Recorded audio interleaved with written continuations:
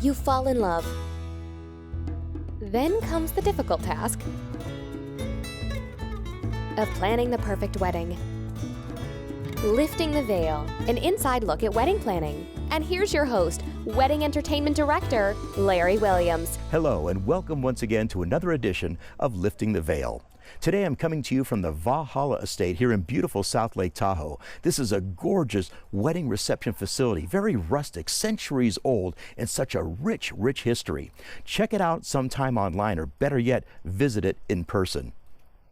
In today's episode, I'm going to talk all about wedding toasts and what's happening behind the scenes. You see, as a wedding guest, you see a toast take place. It seems, very natural, just an introduction and people saying some nice things. But in reality, your wedding vendors are working very hard behind the scenes. And after the break, I'm going to share with you all the things you probably never took into consideration that needs to take place for a wedding toast to happen. It's coming up next. Stay tuned.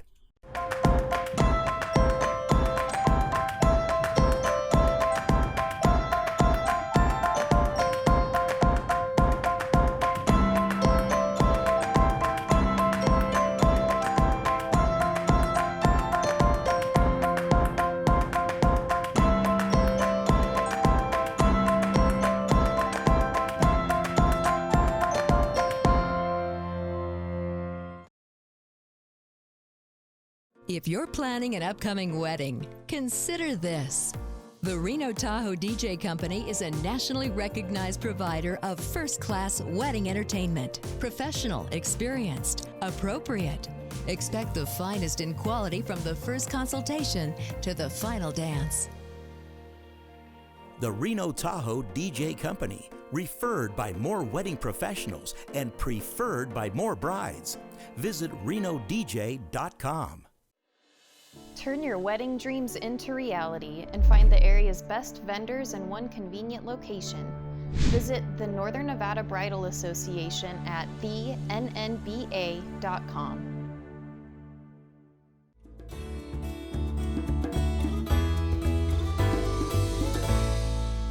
Welcome back. In this episode, I'm going to talk all about wedding toasts. Now, as a guest, you watch the wedding toast take place. It seems endless, and it's just a nice, easygoing time of people saying some wonderful things. But there's a lot of things going on behind the scenes, and I'm going to clue you into some of the stuff that your wedding vendors are doing behind those scenes.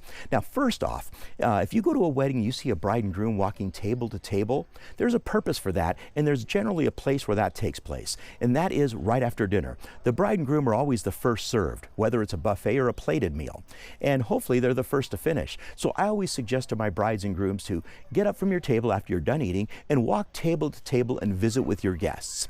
And you'll get well wishes and that sort of thing. Your photographer will likely follow you around and get photographs too. But here's what's taken place while all that's going on. The staff is then generally clearing the tables. Okay, people are finishing up or rounding out their dinner and winding down with that, so the staff will generally clear tables.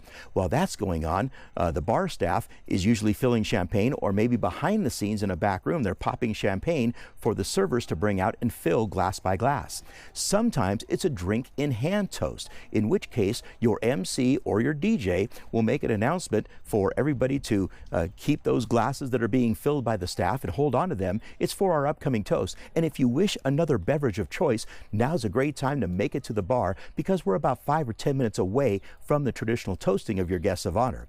But there's some more things that are taking place behind the scenes. First of all, your photographer.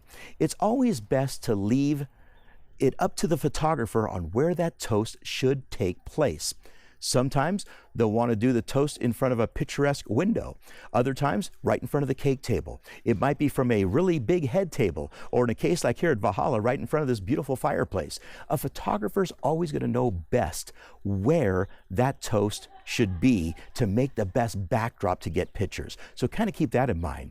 So as the staff is pouring champagne glasses, your DJ or announcer or MC is making announcements with regard to keep those glasses filled. Don't drink them yet, and maybe make your way up to the bar if you wish another beverage of choice. And while that's all taking place, your MC, if they're a great MC, they're going to be visiting with your best man, maid of honor, and anybody else who will be toasting, because there's special instructions that the people toasting will need to have. And a great MC is going to let the best man know, listen, when you speak, hold the microphone up here. That's going to give the best, reception over the loudspeakers. If you hold it down here, it's not going to sound as good. They're going to give them that direction, as well as where to stand. You want the best man standing very close to the groom. You want the maid of honor, anybody from the bride's side, standing very close to the bride. You don't want them miles apart, because it creates difficulty for your photographer to get a good angle to get all them in the pictures. Imagine a best man or a maid of honor standing 10 or 15 feet away from the bride or groom when they're making that announcement. That means that photographer is going to have to take a really wide angle to get them all in frame. So a great MC is going to put them all together and tell them where to stand and how to hold their microphone. Now, there's some things you can do as the bride and groom as well. Keep in mind, I'll give you a couple different tips here. If you've got several people wanting to toast, you might want to narrow it down to just a handful, and here's why. Oftentimes a toast can be 2, 3, 4 minutes. You don't want it to go into blue humor or very risque. You want it to be appropriate, but you don't want it to be too long too. I've seen wedding toasts, open mic wedding toasts, that go for 45 minutes. That cuts into your dancing. If there's people that you'd rather not have toast on the day of the wedding, here's a great option. Think about them possibly giving a toast at the rehearsal dinner. It's a great secondary spot for family and friends to toast. And then you could just have the main players give the toast on your wedding day. So those are just a few tips, but again, some things going on behind the scenes. You've got the bride and groom walking around visiting with guests. We've got people talking to the photographer, figuring out where that backdrop is going to be. You've got the MC who's talking to the best man, maid of honor, the parents, or anybody else toasting on how to hold the microphone, where to stand in relation. And it's okay to let them know too to read their toast. That's perfectly fine. They'll read it off their phone or off a piece of paper. And then you've got the wait staff that's filling champagne glasses, and they will let the MC know when that last glass is filled, give them the thumbs up so the first announcement can be made to welcome the first person toasting. So those are just some tips to give you some inside look behind the scenes on all the things that goes into a wedding toast. I hope you found that enjoyable and useful, and we'll see you next time on Lifting the Veil. Thanks for watching. Be sure to subscribe to our YouTube channel and follow us on social media.